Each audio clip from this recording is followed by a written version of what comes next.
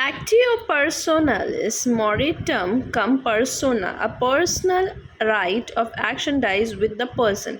इसका बेसिकली मतलब ये है कि एक आदमी के पास जो लीगल राइट है स्यू करने का या फिर स्यूट करने का, अगर उसके पास है तो उसके साथ ही वो राइट ख़त्म हो जाएगा। एक चैप्टर है पूरे टॉट में जो इस मैगज़ीन से ही डील करता है, एंड दैट मैगज़ीन जो उसमें वो डील करता है वो बहुत ही इम्पॉर्टेंट है। उसके साथ एक case law. In further video we will discuss it. एक्टस नॉन फेसिट्रियम निसीमेंसिट्रिया, ये बहुत ही प्रोमिनेंट मैगज़ीन है जिसको हम लोग आईपीसी में पढ़ते हैं। Application of criminal law, application of एक्टस रियस निसीमेंसिट्रिया, ये बहुत ही इम्पॉर्टेंट है और इंट्रोडक्टरी पार्ट में ये बहुत इम्पॉर्टेंट क्वेश्चन लाता है। An act itself does not make one guilty unless done with a guilty intention।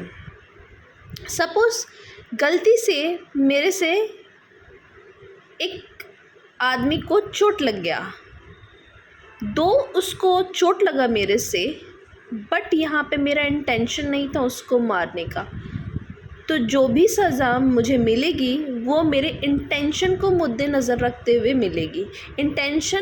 वो जो इंटेंशन होगा वो मैं खुद नहीं बताऊंगी, बेसिकली वो फैक्ट्स एंड सर्कमस्टेंशियल एविडेंस से ही पाया जाएगा। Actus curiae neminem gravabit, an act of the court shall prejudice no man। यानी कि जो भी एक्ट कोर्ट का है उसके वजह से कोई आम आदमी सफ़र नहीं करेगा। सपोज़ किसी दिन सूट को फाइल करना है और उस दिन कोर्ट बंद है, तो क्या इस कोर्ट जो बंद है इस एक्ट ऑफ कोर्ट की वजह से क्या एक नॉर्मल ह्यूमन बीइंग उसके वजह से प्रेजुडाइज होना चाहिए? नहीं।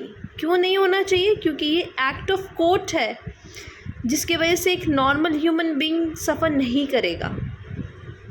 ये basically will get in limitation act under section 4। जब we will start limitation then we will discuss it. Actus die nemini facit injuriam, law holds no man responsible for the act of God। यानी कि act of God से अगर कोई भी काम हुआ है, जैसे रेलैंड वर्सेस फ्रेचर्स का केस है, उसका एक्सेप्शन है एक्ट ऑफ गॉड। बहुत सारे केसेस हैं, तो उसमें क्या होता है कि जो एक्ट इधर स्टॉर्म की वजह से या फिर सुनामी की वजह से, क्योंकि वो एक्ट सुपर नेचुरल फोर्स की वजह से होता है, उसके लिए कोई ह्यूमन कंडक्ट रिस्पॉन्सिबल नहीं होता है।